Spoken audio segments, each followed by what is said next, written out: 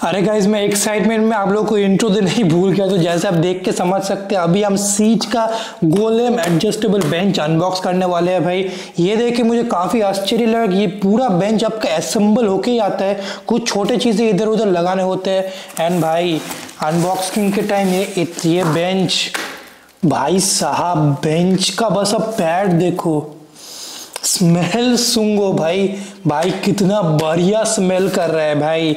क्या ही लेवल का बेंच आ रहा है भाई। अनबॉक्सिंग के समय इतना ज़्यादा प्रीमियम लग रहा है, क्या बताओ। और चलो इस बेंच को पूरा भी लगाते हैं भाई। ओके तो गाइस जैसे आप देख सकते हैं ये पूरा एंड मैंने अभी लगा दिया है। Just look at this wheels भाई, कितने बढ़िया रोटेट हो रहा है। बट अभी हम इस एंड पे इस लेग रोलर को भी लगाने वाले, उसके बाद पूरा असेंबली फिनिश हो जाएगा। ऑलराइट, तो ये वीडियो अभी 1-1.5 महीने के बाद बन रहा है। तो 1-1.5 महीने तक मैंने इस बेंच को पूरा यूज किया, यूटिलाइज किया है। Let me give you full review of this bench. क्या पसंद आया, क्या पसंद नहीं आया, there is a lot to talk about भाई। सबसे पहले इस बेंच की पूरी बिल्ड क्वालिटी के बारे में बात करते हैं, because there is a lot to talk about. And सबसे पहला चीज मैं आपको दिखाना चाहता हूँ, ये जो आप सपोर्ट बीम्स देख रहे हैं, अब यूजुअली बेंच में देखेंगे कि यहाँ से बीच में से एक ही सपोर्ट बीम निकलता है और उसके ऊपर इस ऐसे नीचे लैडर्स होते हैं, उसके ऊपर ही पूरा बेंच एडजस्ट होता है। इस बेंच पे दोनों तरफ से ऐसा एक सपोर्ट बीम दिया गया है। ये आपको पता है क्यों?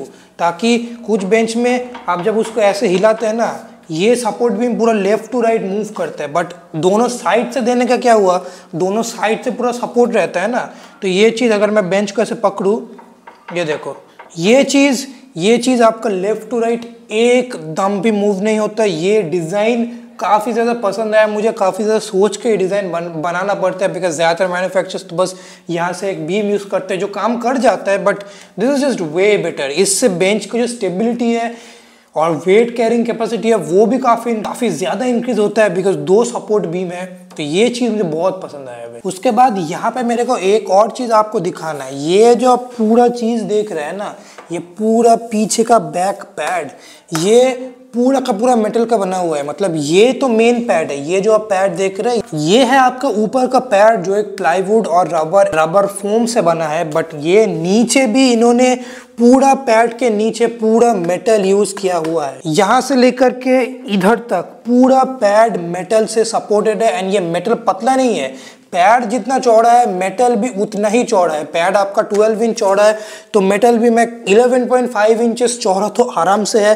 जिसकी वजह जैसे आप देख रहे हैं यहाँ पे बोल्ट वगैरह लगा के इस पैड को अटैच कर दिया गया है, जिसका मतलब है कि इसका जो स्टेबिलिटी है गाइस, ये जो सपोर्ट बीम्स और ये नीचे जो पूरा मेटल रीइंफोर्स शैसी है, इससे जो स्टेबिलिटी है गाइस बहुत ही ज़्यादा इंक्रीज हो जाता है। सीज क्लेम करता है इस बेंच का wait capacity around 850 kgs and I think that is absolutely true, because ये जो मेटल हैवी ड्यूटी चीज़ दिया है ना, ये जो पूरा बेंच का आपका मेटल फ्रेम है, यहाँ से शुरू करके पूरा एंड तक जहाँ पे भी आप मेटल फ्रेम देख सकते हैं, ये 11 गॉज स्टील से बना है। यूजुअली बेंचेस में 12-14 गॉज स्टील होता है, बट सीज ने इसको भी 11 गॉज स्टील से बनाया है। तो इसका थिकनेस काफ़ी ज़्यादा है, काफ़ी बढ़िया है। 11 gauge steel is the highest quality of steel usually used in home gym equipments. Commercial gym equipments भी कई बार 11 गॉज स्टील आपको नहीं मिलता, बट सीज आपको दे रही है भाई। एक और चीज़ जो इस बिल्ड क्वालिटी और स्टेबिलिटी पे ऐड करता है कि बहुत सारे जगहों पे स्क्रूज का यूज़ नहीं किया गया है। मेजॉरिटी बेंच वेल्डिंग है, जैसे ये पूरा जो बैक का लैडर है ये पूरा वेल्डिंग है। यहाँ पे बस एक जॉइंट पे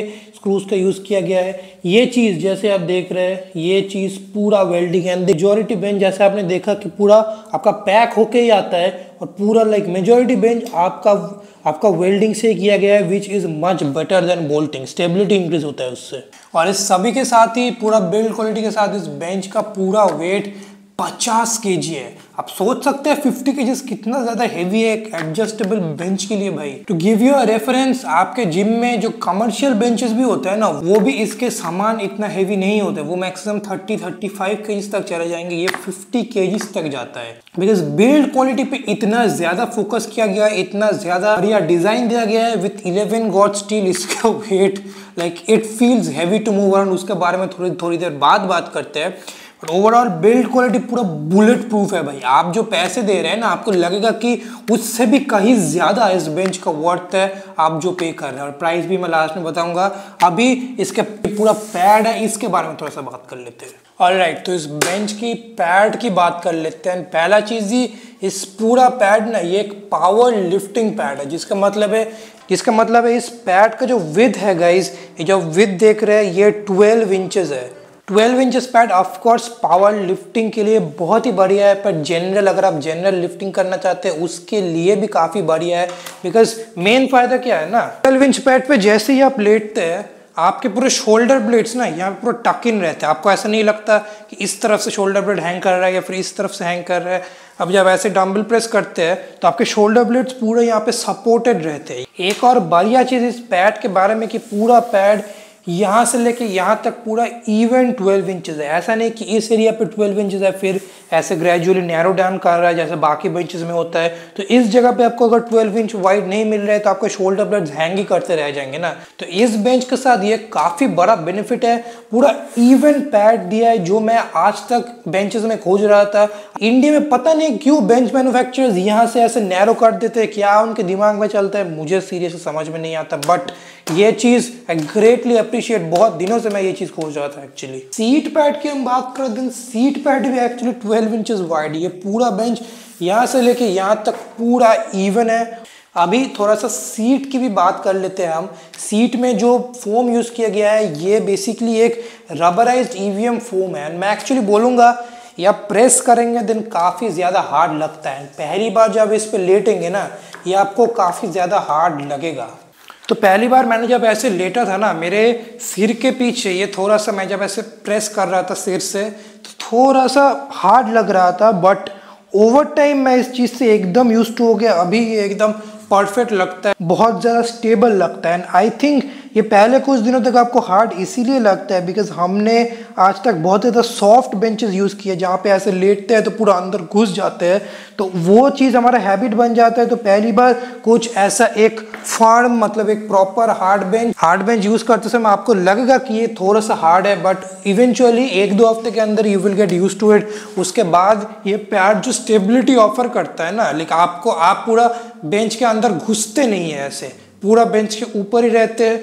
एंड इसके ऊपर आप जितना भी हेवी बेंच प्रेस करें बेंच के अंदर आप घुसेंगे नहीं। ओके, तो अभी बात करते हैं इस बेंच में आपको कितने सारे एडजस्टेबल एंगल्स मिलते हैं। वैसे तो 9 एडजस्टेबल एंगल मिलते हैं, but let me show you.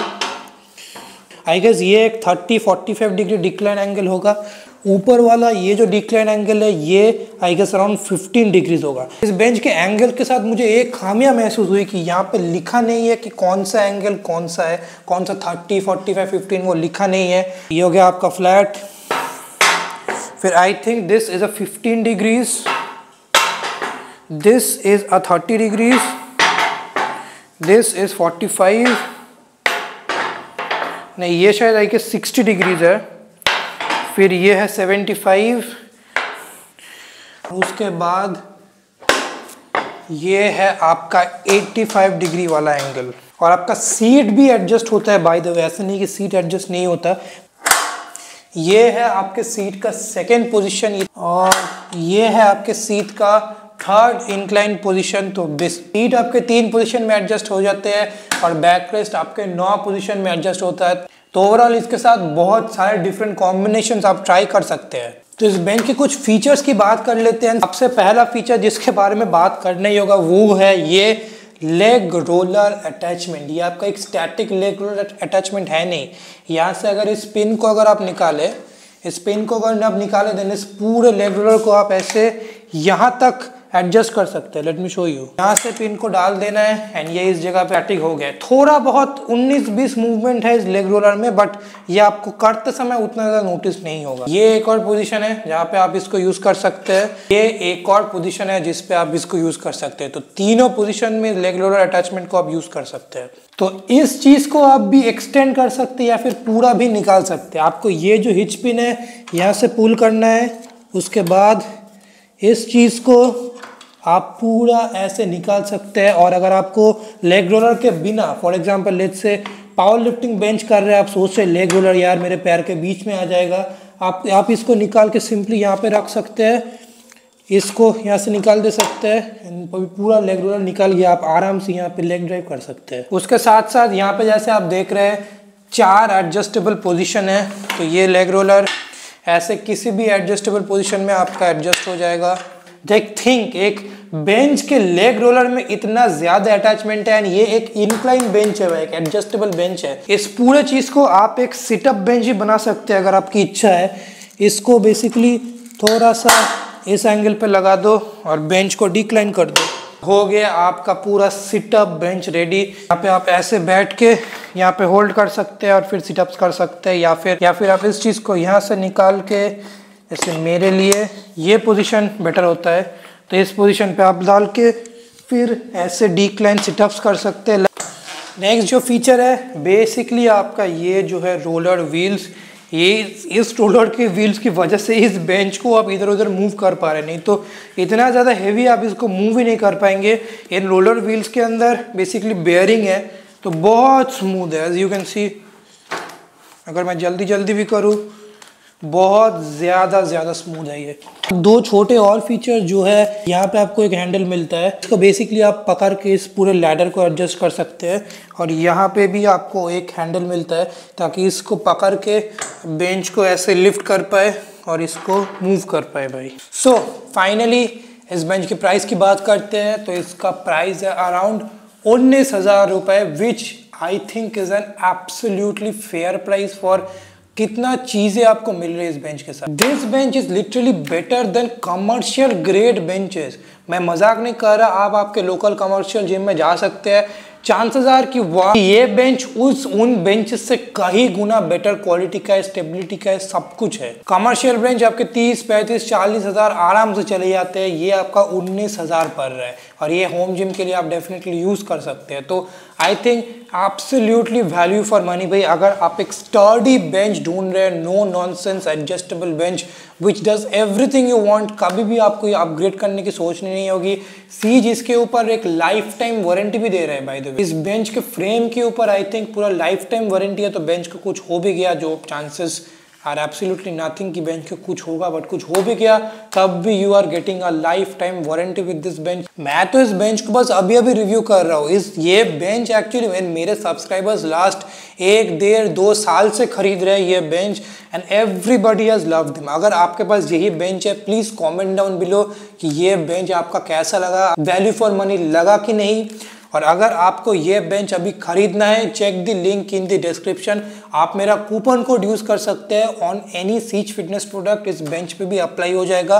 Coupon code है राहा1000। कितना डिस्काउंट मिलेगा वो उनके वेबसाइट पे आप चेक कर लेना मेरा कूपन कोड डाल के, बट डिस्काउंट आपको मिल जाएगा।